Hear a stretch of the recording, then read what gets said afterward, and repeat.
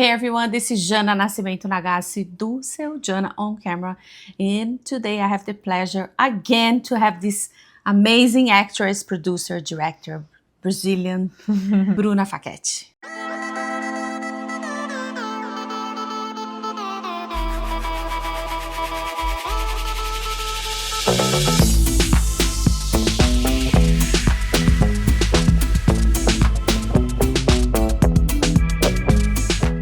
How are you doing today?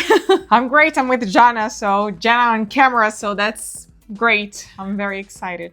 Yeah, I'm very excited too because we talked about before about other projects that she had, about other plays, other characters, but now she have a super special play here called The Hour of the Star by Clarice Lispector, and she's gonna be talking a little bit about how do you feel about being putting this play together for the American public, no? Yes. Thank you for this question. That's amazing. As a Brazilian, because it's such a landmark, I feel blessed, but also pressured somehow, because it is such an important book, The Hour of the Star. It's one of the main cultural books that we have in Brazil. And Clarice Lispector is now trending in America. We see Kate Blanchett talking about her publicly, quoting the book and everything. So I'm very excited to bring a Brazilian story told through the lenses of Brazilian artists, because the director, Alex Tietre, is also a Brazilian. So we are bringing Brazilian elements to the stage in the costumes, set design and everything. So to have this cultural exchange, but also I feel like the story is very universal, because it speaks a lot about the right to scream and to be seen and to have dignity, but also because Los Angeles is a place where everybody's looking, searching for their hour of the star moment. Yeah. And we are. Everybody are. Yes, and living under this conditions, just like Macabéa, the main character in the book. So I feel like people are gonna find a lot of commonalities in this story. No, yeah, it's amazing. For those who doesn't know, the Hour of the Star, A Hora da Estrela, the story also become a movie back in the years, and Marcela Cartacho won the actress in festival. So this story is already being, everybody is already talk about this in the past, but now that we have especially now that we have social media, is trending and Yes. keep trending. I think every time that she's trending, I think Clarice is teach us more and more, and yes, it's amazing. And it's so interesting because she passed 50 years ago, and the book was just launched like a couple months before her death. So it was her final book. And so next year, we're going to all celebrate 50 years of Clarice Lispector and The Hour of the Star, which is a coincidence. I did not know that before I decided to tell this story. But also, even though it was written such a long time ago, it's very it's timeless. It is timeless. And yeah. Everybody says one thing in common that I've seen, like in book reviews and everything here in America, is that they all say that she's very particular in the way of her writing. So everybody finds Clarice Lispector very unique. So I'm excited to share that we are adapting the story from the book and using Clarice Lispector's her words to tell this story. And but with the translation of Benjamin Moser, his Clarice Lispector's biographer. Also, the main translation to English is his. So it's a very special project. Yeah. How does it feel like being a Brazilian? You're a Brazilian. Like showing to the world this, and then when you grab the book already translated, how did you translate it back to Portuguese? How was this preparation? I'm curious because I'm not an actor, so how this process for you? That's very interesting question. I immediately started working with the English translation because I felt like that would be easier for the process of adapting the story and everything. But I feel that it's very, it translates really well to Clarice Lispector's words to English. It's very loyal to her work. So I think that helps a lot, but also how blessed am I that I had already such a great translation that I can work with. So I didn't have to worry about me having the pressure and the responsibility of translating such important words and meaningful, impactful words to English. So that's actually very helpful that I'm able to work with this translation. Oh, that's amazing. That's amazing. So you already direct, you already produce. Now you're gonna be working again with Alex Tietre. How is working with him, and how this is collaboration that you guys keep bringing amazing projects, right? It's like this is not the first time that she works with him. So how was like this collaboration with him? It's very easy to work with Alex because he knows me really well as an actress. So it's good for me that we understand each other. And we talked a lot about the project before we even started rehearsing. So we were very aligned in how we thought this story could be told. We chose to bring very mystical and lyric elements to the stage, so to make it a very theatrical performance using imagination elements other than just having a more cinematic way of telling this story. We decided to tell this with a lot of Brazilianness. Yeah. I don't even know if that word exists. But with a lot of Brazil on it. Yes. Yes, but the way of telling the story and everything. So it was actually a blessing to me to be work with Alex because he is so talented, and this is I think this is my favorite project that we have done together. This is my favorite, so I'm excited for people to see it. That's amazing. That's amazing. Also, throughout the play, you're gonna be changing wardrobe. You're gonna be playing like 6 different characters, right? Yes. How is that for you? Like the lines, the change of the costumes and everything. Yes. So actually, we found a common costume that could serve all of the characters because the costume has a lot of elements that relate to each individual character. So the way that is built, it could be like either a skirt or a long masculine shirt. So it's like more, it adapts depending on the character that I'm performing.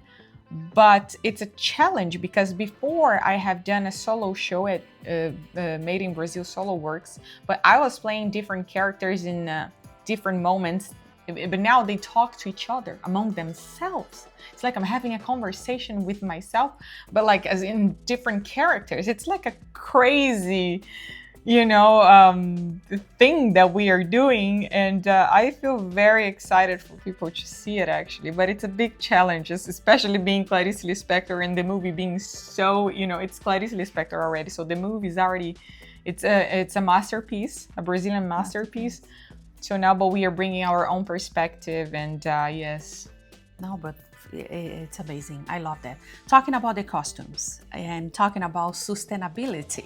Yes. Can you talk a little bit about the why it's important for you guys to let's say recycle and reuse costumes, yes, and reuse some pieces of clothes and everything for the place, Jana, for the environment? Yeah, and if I tell you the crazy stories that happened in this process of finding elements for display, since we decided to go in this path, because Alex's idea to build a very specific type of, I don't want to give away too much, but like a very specific type of furniture that we are using in display, we had to make it also in a way that we could disassemble it if we need it, like for traveling or whatever, for moving around with it.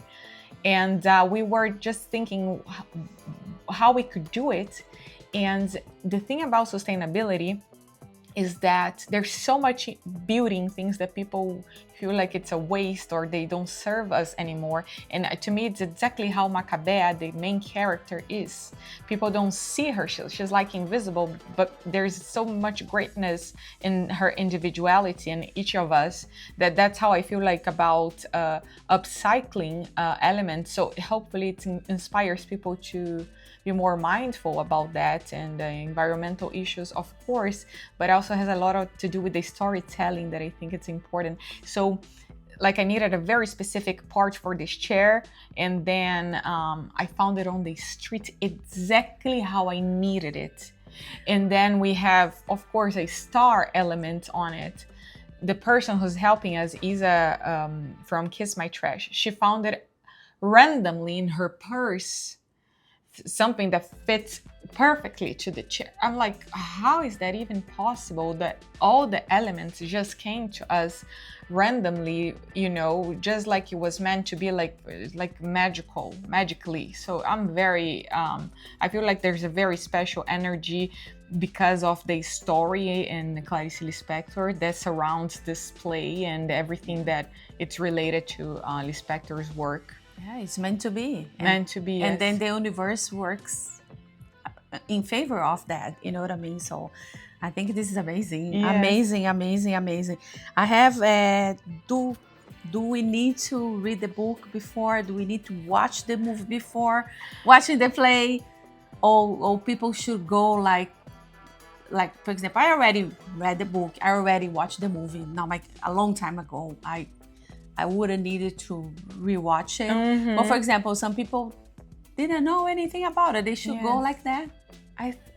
I think to embrace that, I feel like if you have read the book, just be as open as you can to just embrace a new perspective on the story, especially because it's theater, it's not cinema, it's just a different language. But also, if you have not read the book, if it was up to me, I would have chosen to read it after. And I hope that actually the play inspires people to read the book and read Clarice Lispector. That's what I'm like aiming for, that people are going to feel so inspired that they are going to want to buy her books. Exactly. I hope so. Yes. And what did you learn about yourself playing her? As an actor or as a person? Yes, it gets me a little emotional, even because for such a long time, I felt invisible in my own way, as like almost like I could relate to Macabéa as a teenager or as an artist. But the thing about Macabéa, I feel like people weren't able to see how the greatness in her, but also she was so naive, and I'm glad, it's like, in my opinion, she has this moment of epiphany in the end, and I'm so happy about it. But it's like, don't wait until the end to have your moment, your hour of the star. Be yourself, the star of your life, you know what I mean? So that's what I've been taking away from this stories, like us putting together this work and finding our own ways in the art and to tell this story, just embracing our own individuality and our own greatness, and that is different from everybody else's.